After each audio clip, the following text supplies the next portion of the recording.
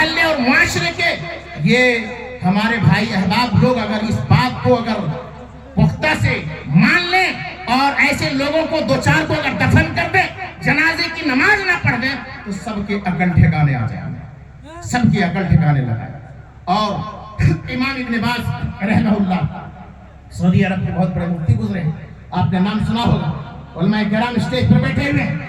امام ابن باز سے فتویٰ پوچھا گیا، رائے مانگی گئی، شیخ محترم آپ یہ بتائیے، ایک بندہ ہے 5 وقت نماز پڑھتا ہے لیکن روزانہ فجر کی نماز وقت میں نہیں پڑھتا ہے، ٹائم میں نہیں پڑھتا ہے، کب پڑھتا ہے؟ الارم لگاتا ہے، صبح سویرے 8 بجے گھڑی دیکھ کر کے اٹھتا ہے، نماز پڑھتا ہے، نہاتا دھوتا ہے، دکان جاتا ہے، آفس جاتا ہے۔ امام ابن باز رحمہ اللہ کہتے ہیں کہ وہ مسلمان کہلانے کے لائق نہیں، وہ کافر ہے۔ مسلمان کہلائے جانے کے لائق نہیں ہے، وہ کافر ہے، اس لیے کہ وہ نفس کا غلام بن چکا ہے، خواہش نفس کا غلام بن چکا ہے۔ یہ حال ہے، بے نمازی اسلام کے نظر میں کافر ہے، مشرک ہے، مرتد ہے۔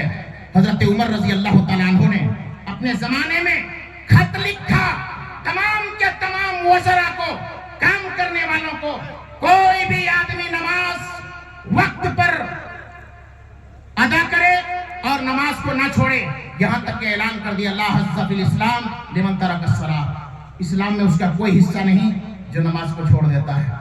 اور یہ تو نماز نہ چھوڑنے والے، یہ کافر، یہ مشرک، یہ مرتد۔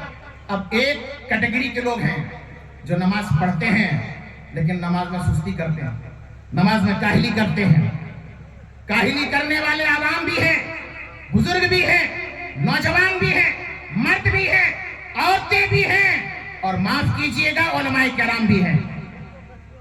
بہت سارے علماء کرام بھی ہیں، بہت سارے مقررین بھی ہیں جو لمبی لمبی تقریریں بھی کرتے ہیں لیکن اپنی نمازوں کے اندر کوتاہی بھی کرتے ہیں۔ بعض گاؤں میں جانے کا اتفاق ہوتا ہے، آدمی شکوہ لے کر کے آتا ہے، شیخ محترم آپ لوگ لمبی لمبی تقریریں کرتے ہیں، ہمارے گاؤں میں 20 سے 25 علماء اور یہ حافظ لوگ رہتے ہیں، اللہ ماشاءاللہ سوائے چند کے کوئی بھی فجر کی نماز میں نہیں آتے۔ یہ بڑی شرم کی بات ہے، یہ بڑی افسوس کی بات ہے، سب کے لیے ضروری ہے۔ اور سنیے، 5 وقت نماز پڑھنا کمال کی بات نہیں ہے، وقت پر نماز پڑھنا یہ کمال کی بات ہے۔ ان الصلاۃ کانت علی المؤمنین کتابا موقوتا، وقت پر اللہ تبارک و تعالی نے نماز کو فرض کیا ہے، وقت پر پڑھنا ہے، وقت پر نہیں پڑھتے ہیں، ظہر کو عصر میں، عصر کو مغرب میں، مغرب کو عشاء میں، اور فجر کو جب اپنی مرضی سوئے رہے۔ اللہ تبارک و تعالی نے کیا فرمایا؟ 30ویں پارے کو اٹھائیے، سورہ ماعون کو پڑھیے، اللہ نے فرمایا فویل للمصلین، ایسے نمازیوں کے لیے ویل ہے، جہنم ہے، جہنم کی وادی ہے ایسے نمازی کے لیے جو نماز پڑھتا تو ہے لیکن نماز کے اندر سستی کرتا ہے۔ فویل للمصلین الذین هم عن صلاتهم ساہون۔ اللہ اکبر، نماز پڑھتا ہے، 5 وقت پڑھتا ہے لیکن سستی کرتا ہے، رمضان میں پڑھتا ہے، رمضان کے علاوہ نہیں پڑھتا ہے، جمعہ پڑھتا ہے، جمعہ کے علاوہ نہیں پڑھتا ہے، تو یہ سب کے سب نمازی کہاں جائیں گے؟ سب جہنم میں جائیں گے، سب ویل میں جائیں گے، سب ویل کی وادی میں جائیں گے، جہنم اس کا ٹھکانہ ہوگا۔ یہ کتنی خطرناک بات ہے۔